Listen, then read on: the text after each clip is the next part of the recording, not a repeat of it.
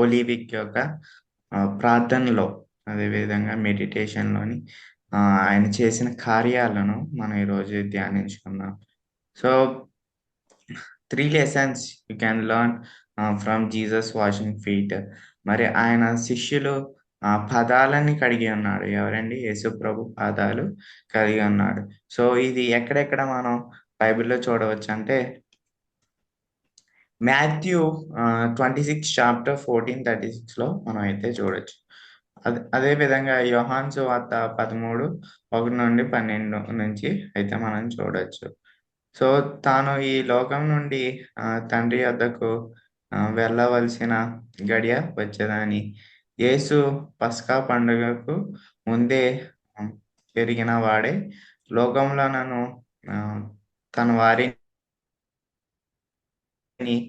అంతము వరకు ప్రేమించెను. సో, దేవుని యొక్క ప్రేమ ఎంతగానో మనకు ఉన్నది.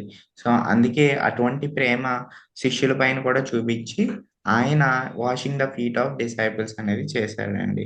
సో, ఇదంతా మనకి యేసుప్రభు శిలువ మ్రాను మీద వేలాడబడే ఒక వారం ముందు అంటే పామ్ సండే టు ఏదైతే ఈస్టర్ వరకుందో ఆ వర్సెస్ అయితే ఇక్కడ మనం చూస్తాం.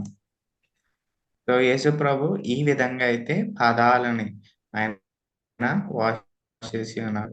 So,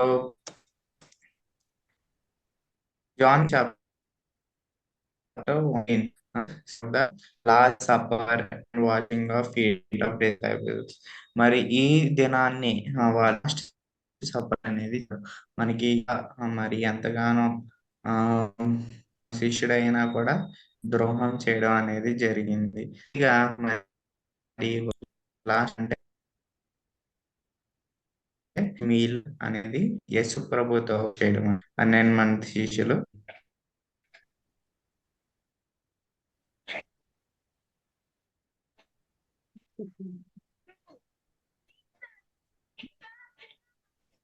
Hello.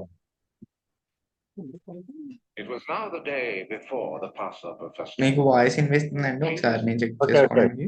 carry on. We are listening. Okay. Knew that the hour had come for him to leave this world and go to the Father. He had always loved those in the world who were his own, and he loved them to the very end. ఈ విధంగా యేసు ప్రభు తన శిష్యుల్ని ఒక గదిలోకి తీసుకెళ్ళి last supper అనేది చేయడం జరుగుతుంది. Jesus and his disciples were at supper. రేపు మరి యోధ తను The devil had already సైనికులతో visited the heart of మరి Judas, the son of చేయకట్టి Simon Iscariot, 12 నాణాలకి with the అమ్ముడుపోయి thought of betraying Yesu Jesus. ప్రభువుని అప్పగించడం అనేది రేపు జరుగుతుంది. దానికి Jesus ముందు knew that ఈ the విధంగా Father had given him complete power. Last He supper knew that he had and come washing from of feet God అనేది and was జరుగుతుంది. going to God.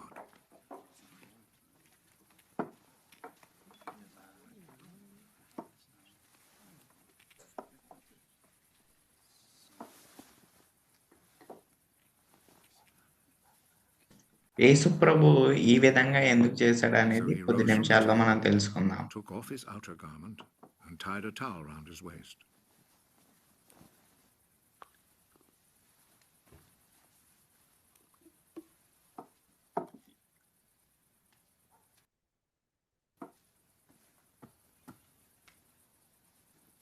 తను ఒక పాత్ర తీసుకొని దాంట్లో అయితే వాటర్ అనేది వేస్తారనమాట. And began to wash వేసి the disciples' feet. మట్టిగా ఉన్న పాదాలని వాష్ చేయడం జరుగుతుంది. అసలు మట్టి ఎలాగ అయిందనేది కూడా మనం కొద్దిసేపట్లో చూద్దాం.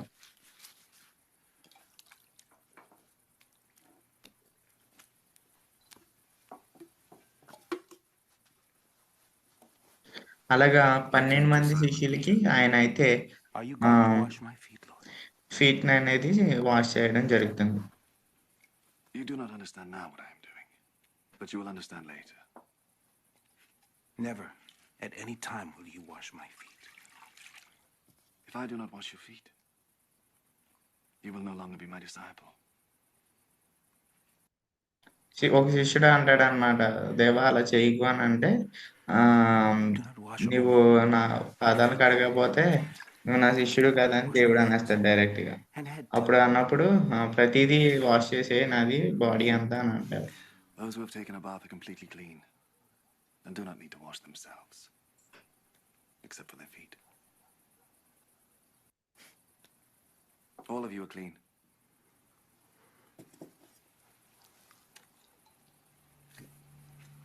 All except one. Jesus already knew who was going to betray him. That is why he said, all of you except one are clean.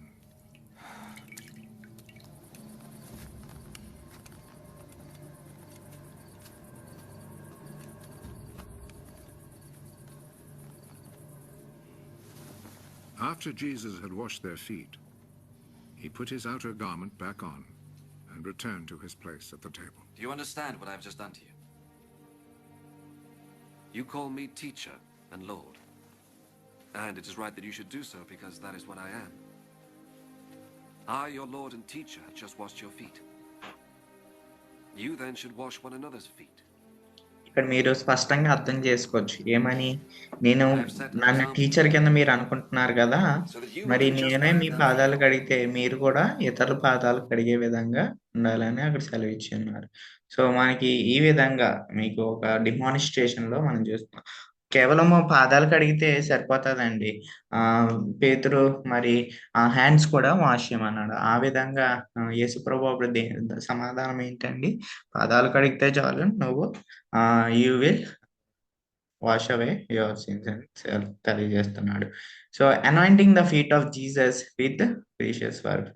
మరి మేరీ కూడా యేసు పాదాలను విలువైన అత్తరుతో అభిషేకించడం అనేది జరిగింది.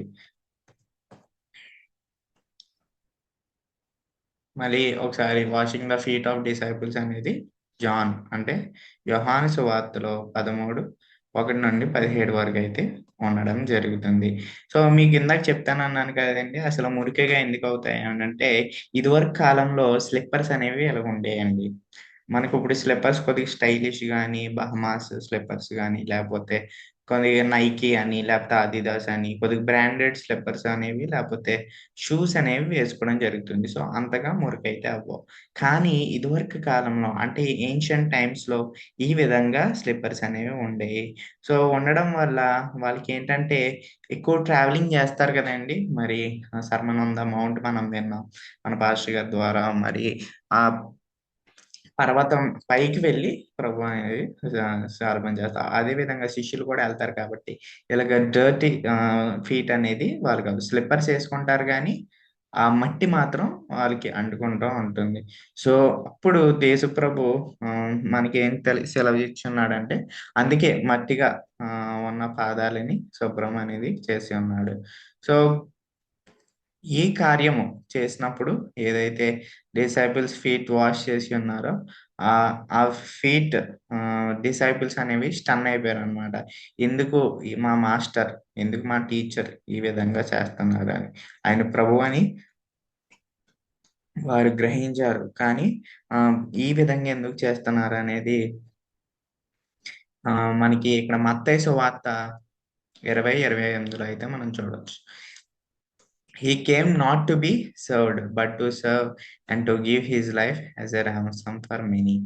బట్ అదేవిధంగా ఐజయా 53లో చూసినట్లే, but when Jesus came to earth the first time, he came not as a king and conqueror, but as the suffering servant of God. మన ఇక్కడ తెలియజేస్తుంది ఏంటంటే ఆయన యొక్క హ్యుమానిటీ, ఆయన యొక్క హ్యూమిలిటీ, అదేవిధంగా గ్రాటిట్యూడ్, అదేవిధంగా ఒకరిని ఒకరు ప్రేమించుకోవాలి, ద్వేషాలు ఉండకూడదు అనే ఇక్కడ భావన అనేది మనకు తెలియజేస్తుంది. సో ఆయన మొదటి దశలో వచ్చినప్పుడు ఏ విధంగా వచ్చాడండి, ఒక గొర్రె పిల్ల వలె, ఒక గొర్రె కాపరి వలె ఆయన ఇక్కడ వచ్చి ఉన్నాడు. ఒక గొర్రె పిల్ల ఏమవుతుందండి, బలి అయిపోతుంది. సో ఆ విధంగా ఒక రాజు కానీ, ఒక కాంక్వర్ కింగ్ లా కానీ ఆయన ఇక్కడికి రాలేదు. కానీ ఏ విధంగా వచ్చాడు, సఫరింగ్ సర్వెంట్. ఇప్పుడు చాలా మంది పాస్టర్లు కానీ ఏ విధంగా అని అంటారంటే మేము పాస్టర్లు అని అనుకుంటారు. కానీ real meaning of past is serving the lord. మరి ఏదైతే యేసుప్రభు చెప్పాడో అదే పాస్టర్లు చెప్తారు. ఇదేనా అన్న వాళ్ళు క్యాష్ చేసుకునే టైప్ అని అంటే అది వేరే విషయం, మనం మాట్లాడకూడదు. కానీ we are all the people of servants of God. మరి దేవుడైతే ఏదైతే ప్రిన్సిపల్ చెప్పి ఉన్నాడో అదే మనం ఫాలో అవుతున్నాం, అదే ఇతరులకు ప్రీచ్ చేస్తున్నాం. అందుకే స్వకీయ రక్షకుడిగా యేసు ప్రభుని మనం అందరం నమ్ముతాం. ఎందుకు? ఆయన మన కొరకు చనిపోయాడు అని విశ్వాసంతో. సో మరి పేతురు ఫీట్ చేసినప్పుడు పాదాలని ఎందుకు, ఓన్లీ పాదాలు ఎందుకు, అంత హ్యాండ్స్ కూడా క్లీన్ చేయమన్నప్పుడు ప్రభు ఆయన పాదాలని ఆయన డినై చేసి పాదాలని కడగడం అనేది జరిగింది. సో లెసన్స్ మనం ఏం తెలుసుకోవచ్చు అండి? శాంటిఫికేషన్ అనేది మనం ఇక్కడ తెలుసుకోవచ్చు. మొదటిగా సో పరుచుట ఆర్ పవిత్ర కరణ అనగా నిరంతరం కడగబడము. సో ఏదైతే శాంటిఫికేషన్ మనకు ఉంటుందో అది washing disciples feet to their own lives అనేది జరుగుతుంది. సో మన సిన్స్ అనేవి ఎక్స్చేంజ్ అవుతాయండి. ఎవరికి ఎక్స్చేంజ్ అవుతాయి? ఇదివరకు కాలంలో బార్టర్ సిస్టమ్ అని ఉండేది. ఒక సరుకు తీసుకుంటే ఇంకో సరుకు ఇచ్చేవారు. ఆ విధంగా మన పాపాలన్నీ ఒకరికి ఎక్స్చేంజ్ అవుతూ ఉంటది. ఆ ఎక్స్చేంజ్ ఏంటంటే బ్లడ్ ఆఫ్ జీసస్ క్రైస్ట్. యేసుక్రీస్తు మన పాపాలన్నీ ఆయన మీద వేసుకొని మనకి నీతిమంతులుగా, రైచస్గా ఆయన మనం చేసి ఉన్నాడు.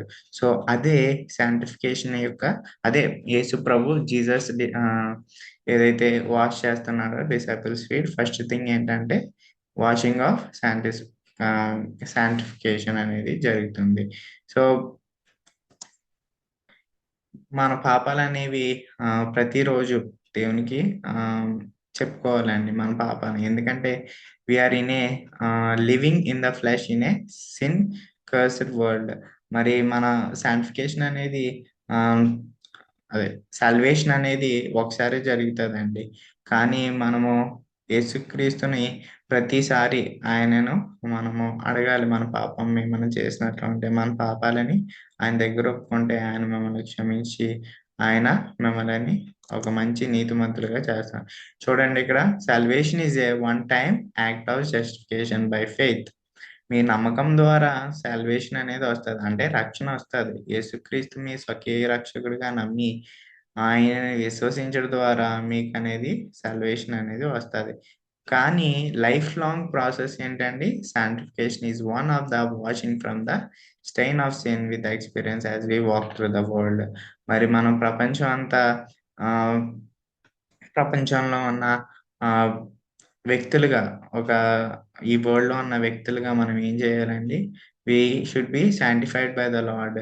ఎందుకంటే మన పాపాలని సమర్పించుకునే విధంగా ఉండాలి. ఒకసారి సాల్వేషన్ అయిపోతే ఇంక చాలండి.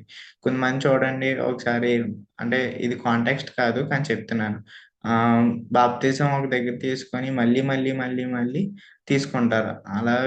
అలా కాదండి సాల్వేషన్. ఒకసారిగా యేసుక్రీస్తుని విశ్వసిస్తే ఇంకా నీవు you will be justified by the faith. అంటే నీకు కంటిన్యూ శాంటిఫికేషన్ అనేది ఎలా జరుగుతుందండి? అంటే మీ పాపాలని ఎలా సమర్పించుకోగలరో పవర్ ఆఫ్ హోలీ స్పిరిట్. మరి మీరు ఏదైతే పరిశుద్ధాత్మను కలిగి ఉంటానే మీ పాపాలు మీరు సమర్పించుకోగలరు.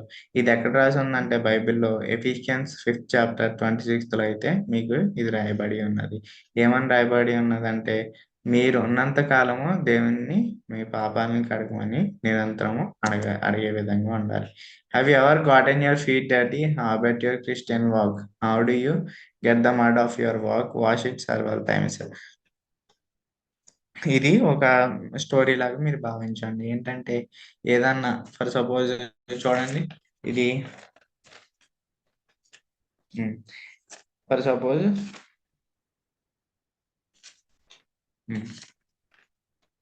ఇవన్నీ నలిగిపోయి ఉన్నాయండి పేపర్లో.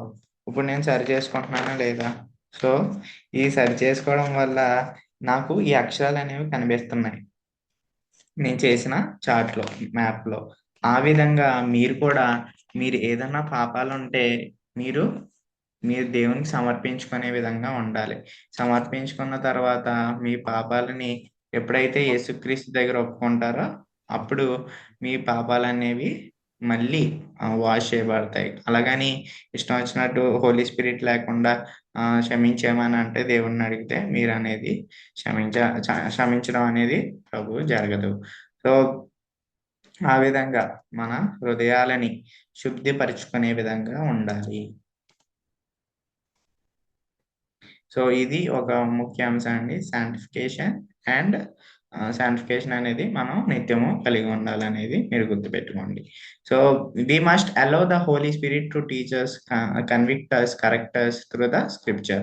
మనకి ఏదన్నా ఇబ్బందులు ఉన్నా కానీ, ప్రాబ్లమ్స్ ఉన్నా కానీ లైఫ్లో ఏం చేయాలంటే దేవుణ్ణి అడిగే విధంగా చేయాలి. మీరు ఏదన్నా గైడెన్స్ తప్పిపోతుంది అనుకోండి, ఫస్ట్ మీరు ఏం చేస్తారండి, పేరెంట్స్ని అడుగుతారు. కానీ పేరెంట్స్ని కాకుండా ఫస్ట్ దేవుణ్ణి అడిగి ఉంటే అప్పుడు మీకు ఖచ్చితంగా గాడ్స్ గైడెన్స్ త్రూ పేరెంట్స్ కానీ, రిలేటివ్స్ కానీ, ఫ్రెండ్స్ కానీ మీకు అనేది వస్తారు. దేవుణ్ణి అడగకుండా డైరెక్ట్గా ఇతరులను అడిగేస్తే మీకు వాళ్ళ స్పిరిచువల్ ఫ్రెండ్స్ అయితే ఓకే. కానీ ఎవరైతే వెల్ విషర్స్ మామూలుగా ఉంటారో వాళ్ళని కాకుండా మీరు దేవుణ్ణి అడిగితే మీరు ఖచ్చితంగా సపోర్ట్ అనేది ఉంటుంది. అదేవిధంగా మీ పాపాలని కన్ఫెస్ చేసుకోండి. డైలీ సిన్స్ని మీరు దేవుని దగ్గరికి ఒప్పుకుంటే ఆయన మిమ్మల్ని ఖచ్చితంగా ఒక మంచి క్రైస్తవుడిగా మిమ్మల్ని అయితే చేస్తూ ఉంటారు. So we must confess and repent so that you can abide in Jesus. మీరు పాపాలని ఒప్పుకొని మీరు ఆయన యొక్క కృప మరియు ఆయన యొక్క బలము మీకు నిరంతరం ఉండాలి. So you can live the full kingdom life. అంటే be sure to go to Jesus every day for your foot washing. ఇక్కడ ఫుట్ వాషింగ్ అంటే మీనింగ్ ఏంటంటే అండి, మీ పాదాలని శుభ్రం చేయుట అనేది ఇక్కడ తెలియజేస్తాం. పాదాలు శుభ్రం చేయడం అంటే ఏంటండి, మీ హృదయాన్ని శుభ్రం చేయుట. ఈ కాంటెక్స్ట్ ఏం తెలియజేస్తుంది, మీరు పాపాలని దేవుని దగ్గర ఒప్పుకోండి. మీరు ఎప్పుడన్నా పాపం చేశారంటే అది ఖచ్చితంగా దేవుని దగ్గర ఒప్పుకోవాలి. మీరు చూడండి, నాకు న్యాయం కొరకు ప్రవీణ్ ప్రగడాల కేసు జరిగింది. చాలా మంది మాకు న్యాయ సంస్థ మీద మాకు నమ్మకం ఉంది అది ఇది అని అన్నారు. కానీ ఇక్కడ మనకి ఏం తెలియజేస్తుంది, దేవుడే మనకి న్యాయం అనుగ్రహిస్తాడు. ఇతరుల దగ్గర మనం అడగక్కర్లేదు. ఇతరుల దగ్గర మనం ఈనాటి క్రైస్తవత్వం ఏమేమవుతుందంటే ప్రజల మీద ఆధారపడిపోవడం జరుగుతుంది. దానివల్ల న్యాయం గురించి లేకపోతే సంథింగ్ ఎక్సెట్రా గురించి మీరు తప్పు ద్రోవాలు పడుతున్నారు. ఇతరుల క్రైస్తవులు మన రంగం మంచిదండి.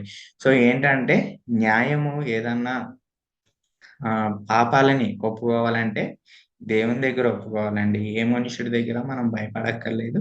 ఏ మనుషుడి దగ్గర మనం ఆశించక్కర్లేదు. మనకి ఏదన్నా కావాలని చేయాలి. కేవలం దేవుని ద్వారానే మనకి ఆయన పాప విముక్తి కానీ, పాప విమోచన కానీ ఏదైనా కావాలన్నా దేవుని దగ్గరే వస్తుంది. He is the one. God's plan అనేది మనం చాలా సార్లు చూస్తాం. సో గాడ్స్ ప్లాన్ ద్వారానే మనకి ఏదన్నా అవుతుంది. నెక్స్ట్ ఏంటంటే ఫస్ట్ పాయింట్ మనం చూసాం కదండి, మన పాపాలని దేవుని దగ్గర ఒప్పుకోవడం. సెకండ్ ఏంటంటే హ్యావ్ సర్వెంట్స్ హార్ట్స్. సేవకుల హృదయం కలిగి ఉండాలి. చూడండి, ఒక చర్చ్ బాగా రన్ అవ్వాలంటే సేవకులు ఉండాలి, పరిచారకులు కూడా ఉండాలి. సో సేవకులు లేకుండా పరిచారకులు కూడా ఉన్నప్పుడు సరిగా అనేది సంఘస్థులను గైడ్ చేయలేదు.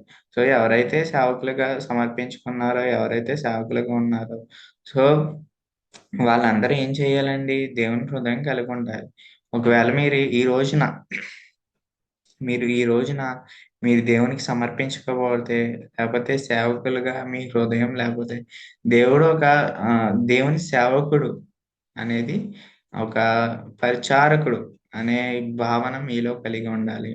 ఐఎమ్ వెరీ గ్లాడ్ మరి మన పాస్టర్ గారి యూత్ని ట్రైన్ చేస్తున్నారు. ఏ విధంగా ఒక సేవకుడికి ఉండే లక్షణాలుగా, సేవకుడి యొక్క హృదయం కలిగే లక్షణాలుగా ఆయన మనం చేస్తున్నందుకు దేవునికే మహిమ ఘనత మనం చెల్లించాలి. ఎందుకంటే we are all the followers of Jesus Christ. మరి ఆయన ప్రిన్సిపల్స్, ఆయన చెప్పిన భావాలను, ఆయన థాట్స్ను మనకి చెప్పారు కాబట్టి మనం ఆ విధంగా ఈ లోకంలో ఉన్నంత కాలము నడుచుకునే విధంగా ఉండాలి. ఏంటది, హ్యుమానిటీ కలిగి ఉండాలి, అదేవిధంగా గ్రాటిట్యూడ్ కలిగి ఉండాలి, ప్రేమ కలిగి ఉండాలి.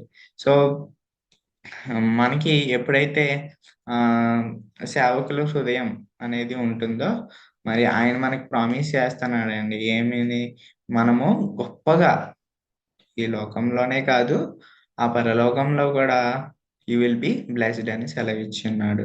ఇలా ఎప్పుడు లోకాశులకే కాకుండా మనం నిరంతరము పరలోకపు యొక్క రివార్డ్స్ అండ్ అవార్డ్స్ గురించి ఆలోచించే విధంగా ఉండాలి. సో సర్వెంట్ హార్ట్, సేవకులు హృదయం మనకు కలిగి ఉండాలి. నెక్స్ట్ థర్డ్ పాయింట్, మనం ఫస్ట్ పాయింట్ మాట్లాడేసుకున్నాం. ఏంటంటే ఫస్ట్ పాయింట్, ఏదైతే మన పాపాలు ఉన్నాయో ఆయన దేవుని దగ్గరికి అర్పించుకోవాలి. నెక్స్ట్ ఏంటంటే సేవకులు హృదయం కలిగి ఉండాలి. సేవకుల లక్షణాలు మీలో కలిగి ఉండాలి. అదే మనకి washing the feet of disciples లో తెలియజేస్తుంది. Serving one another with learningness of heart and mind. చూడండి, మీకు ఒక ఎగ్జాంపుల్ చెప్తాను. దేవుడు ఏం చెప్పాడండి పాదాలు కడుగుతున్నప్పుడు? కేవలం నేను మాస్టర్ కింద అనుకుంటున్నారు కాబట్టి మీరు ఏం చేయాలి, ఇతరుల పాదాలు కూడా కడగండి అని చెప్పాడు. అంటే ఇక్కడ కడగండి అంటే ఇతరుల దగ్గరికి వెళ్ళి పాదాలు కడిగేయడం కాదండి, ఇతరులకి వెళ్ళి సువార్తని చెప్పండి అని. సువార్తని చెప్పండి అంటే మన కాంటెక్స్ట్ లో ఇతరులను రక్షించే విధంగా ఉండాలి అనేది దేవుడు సెలవిచ్చి ఉన్నాడు. ఏదైతే బోధనలు శిష్యులకి చెప్పడం బట్టే ఆ శిష్యులు ఈ లోకవ్యాప్తంగా మనకి చెప్పి ఉన్నారు కాబట్టి ఈ రోజున క్రైస్తత్వం అనేది భారతదేశంలోనే 2% ఉందండి. కానీ అమెరికా దేశంలోని, దేశంలోని majority of them are Christians. ఎందుకయ్యారు వాళ్ళు? They are blessed. ఇప్పుడు చూడండి, అమెరికాకి అగ్రరాజ్యం అంటున్నారు. హెజమోనీ, ఇంగ్లీష్ లో హెజమోనీ అనే పదం వాడతాం. సో హెజమోనీ అంటే అది వరల్డ్ లోనే టాప్ కంట్రీ అని. సో దేవుడు టాప్ కంట్రీ ఏ విధంగా చేశాడు? ఎప్పుడైతే యేసుక్రీస్తుని విశ్వసించారో ఆ కంట్రీని దేవుడు ఎప్పుడు బ్లెస్ చేస్తాడు. కేవలము మనుషుల్లో కూడా ఎప్పుడైతే యేసుక్రీస్తుని స్వకీయ రక్షకుడిగా విశ్వసించి ఉన్నారో, అప్పుడు ఎప్పుడైతే పాపాలను ఒప్పుకున్నారో, ఎప్పుడైతే సేవకులు హృదయం కలిగి ఉన్నారో, ఎప్పుడైతే మన హార్ట్స్ ని దేవునికి సమర్పించి ఉన్నారో, అప్పుడు ఖచ్చితంగా ఈ లోకంలోనే కాదండి, ఆ పరలోకంలో కూడా దేవుడు మిమ్మల్ని ఖచ్చితంగా బ్లెస్ చేస్తాడు. సో థర్డ్ పాయింట్, హృదయం మరియు మనసు తగ్గింపుతో ఒకరినొకడు సేవించుకున్నట. So serving one another with loneliness of heart and mind. మరి ఇక్కడ చూస్తున్నట్లయితే when Jesus washed the disciples' feet, he told them, I have given you an example that you should do as I have done to you.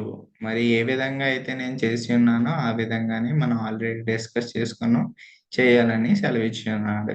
So యేసు ప్రభు ఏ విధంగా చేసి ఉన్నాడో అటువంటి భావన క్రైస్తవంలో ఉంటుందండి. So అదే ప్రిన్సిపల్స్ మనం కూడా కలిగి ఉంటాం. So we are direct representatives, are we called as we are the Christ bodies.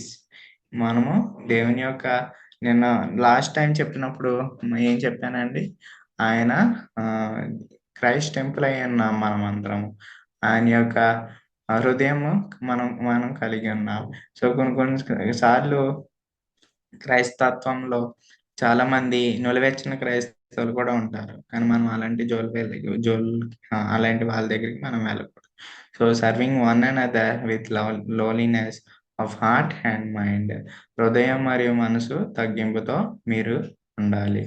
So 34-35 చూస్తున్నట్లయితే మీరు ఒకరినొకరు ప్రేమించుకోవాలని సెలవిచ్చి ఉన్నాడు. మరి ఆయనని ప్రేమ ఎంతో గొప్పదండి. ఆయన ప్రేమ మనం ఎప్పుడు వర్ణించలేం. అటువంటి గొప్ప ప్రేమ ఆయన మనకి కలిగి ఉన్నారు. ఒక సాంగ్ ఉంటదండి, ప్రేమల పడ్డాను నేను ప్రేమల పడ్డాను, నా యేసు ప్రభుతో ప్రేమల పడ్డాను. మరి ఆ సాంగ్ లో ఏం తెలియజేస్తుందంటే దేవుడే మనల్ని మొదటిగా ప్రేమించున్నాడని సెలవిచ్చి ఉన్నది. మరి దేవుడే మొదటిగా ప్రేమించి మనల్ని ఒక గొప్ప విశ్వాసుడిగా, ఒక గొప్ప సోల్జర్గా, ఒక గొప్ప వారియర్గా మనల్ని ఎంచుకున్నాడు. సో మీ అందరికీ ఒక కొత్త కమాండ్మెంట్ అనేది ఇవ్వడం జరుగుతుంది.